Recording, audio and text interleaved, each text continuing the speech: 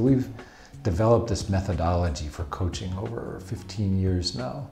And it really is an integration of many different disciplines: experiential education, mindfulness, cymatics, integral psychology and developmental psychology. And we've integrated these into a method of coaching that we believe is designed to produce long-lasting, sustainable change in leaders, whatever context they're working in.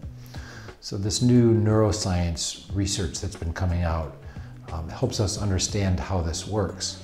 But the phenomenon of presence, or this moment, paying attention in this moment to how I'm showing up as a leader, as a human being, we've understood that for a long time that it works. So presence-based coaching involves using our moment-by-moment experience as data for the conversation. So we begin with a commitment. People come into coaching because they have some kind of a commitment. And then based on that commitment, they will, their habits will show up. Their habits will get in the way. And when we become aware of those habits, we can begin to modify them in this moment, the only moment in which we can make change. We can recognize, oh, here's what I usually do that's not going to be helpful. And we can replace that unhelpful behavior with some alternative that we're learning and practicing such that we can be more effective. So what we seek to build is a self-correcting leader, a leader who can recognize and change in the moment, be resilient, and respond to circumstances with the most resourcefulness imaginable. And to do that in a sustainable way. We're building the capacity to do that in a sustainable way. And we're excited to have figured out something about how to do that, although the body of work is still evolving as well.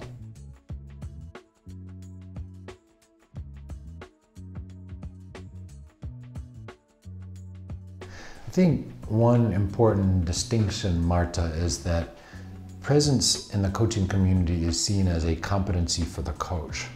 So how do we as practitioners become present in a way that we are an invitation to the client to open up, to learn, to see things differently?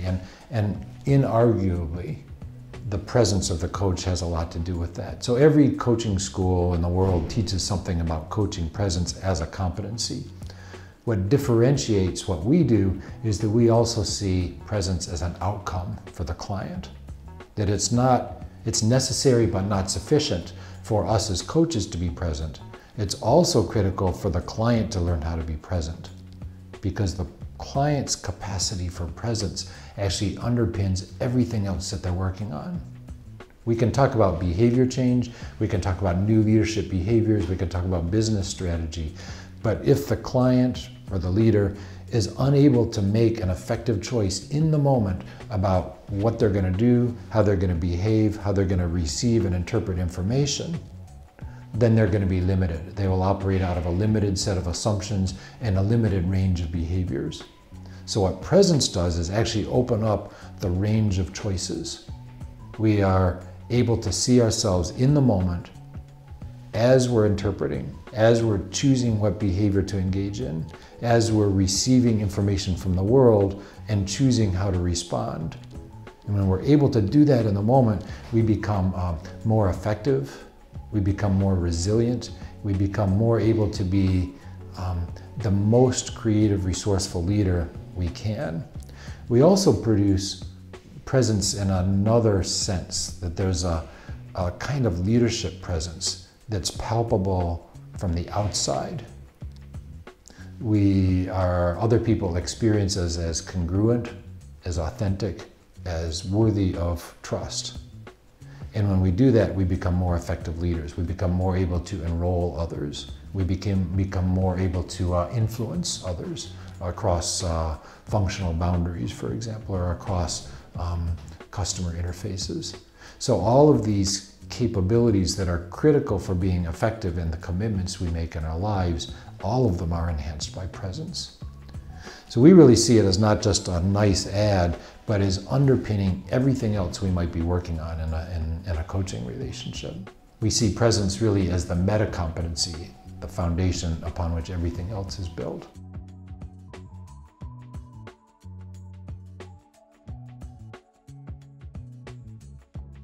think in the change worlds and organizational development and consulting and coaching that we make a lot of assumptions about people's capacity to change.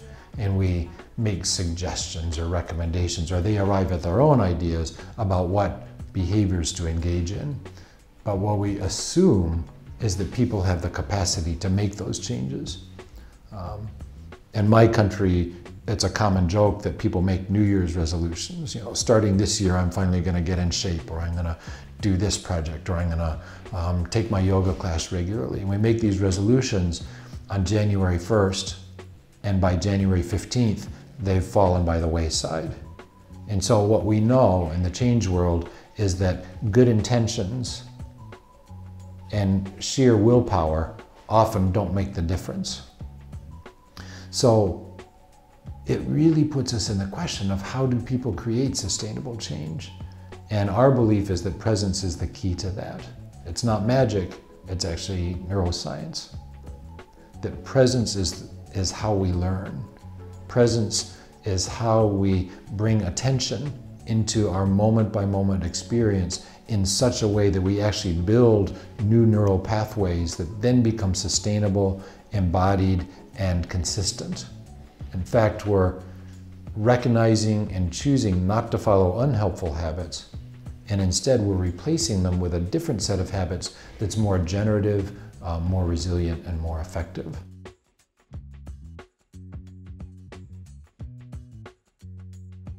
So cymatics is about the body and its wholeness. It comes from the Greek word soma, the body and its wholeness. So as we use it in presence-based coaching, what we're referring to really is two things. One, the moment-by-moment subjective experience of our state. And this involves sensation, it involves emotions, it involves cognition, all the different aspects of experience that we can pay attention to at any given moment. And what is it that we embody? Are the ways in which we are engaging with people congruent with our commitments, or are they incongruent? And we begin to see how we are, how our habits and our ways of seeing things are reflected in the body, and we become able to intervene with ourselves on a moment-by-moment basis. So cymatics is the study of how to do that, the practice of how to do that. Cymatics brings us back to our experience as a whole person, whereas in business, we typically hear that we're supposed to leave our emotions at the door and we're supposed to be objective and we're not supposed to have feelings. And there's not even conversation about whether we have sensation or not. And yet all of these things are part of what it means to be alive.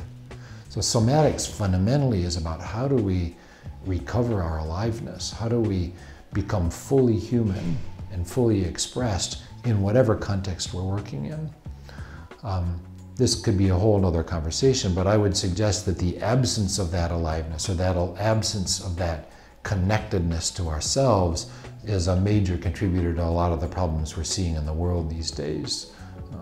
Violence and economic exploitation and degradation of our environment. When we're connected to ourselves and connected to what's most deeply important to us, we are no longer able to act in ways that are destructive. So on a small scale, it has to do with our effectiveness as leaders. On a bigger scale, it has to do with how we begin to transform the culture that we are all a part of.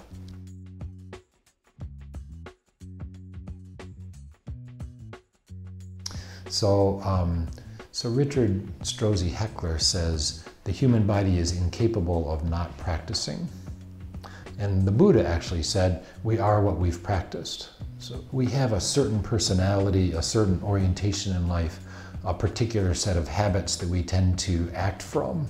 Habits in thought, interpretation, belief, values, behaviors, all those things are things that we have learned and taken into ourselves and practiced, and in a very real sense stored in the neural circuitry and the physical shape of our body. So we didn't come into the world with those things, we learned them. So If you expected to be a concert pianist or a professional golfer, you would not expect to do it without a lot of practice. Nobody wins a golf tournament without going out on the golf course and hitting hundreds and hundreds and hundreds of golf balls. And yet somehow we think we're supposed to be leaders or effective human beings or mothers or business people without taking on a set of practices that build the competencies that allow us to do those things well. So we say that the way that we create sustainable change is by engaging in a set of practices that are relevant to what we care about, relevant to what we're committed to. And by engaging in those practices, we actually build a new set of defaults that's consistent with what we want to accomplish in the world, consistent with what we want to contribute in the world. And it means first interrupting what we were practicing that's not helpful. So, for example, if I'm a leader in a team and I interrupt people all the time, it's because that's what I've practiced. In some way, it's gotten me what I want. And so if somebody else is taking too long to get to the point, my habit takes over, I interrupt them, they may feel disenfranchised from the conversation, but in the short term, I've gotten what I want. In the long term, I start to see the consequences of that, and then I choose a different kind of behavior that I then have to practice. That behavior might be sitting back in my chair, waiting for this person to finish, and then reflecting what he or she said. Different habit. It takes a while to build it, but the way we build that is through practice. We look for ways to engage the whole nervous system in creative ways so that practicing is fun, that it takes place on the level of metaphor, it takes place on the level of whole body learning, and it takes place on the level of behavior. But those practices we see as essential for building a sustainable set of more effective behaviors over time.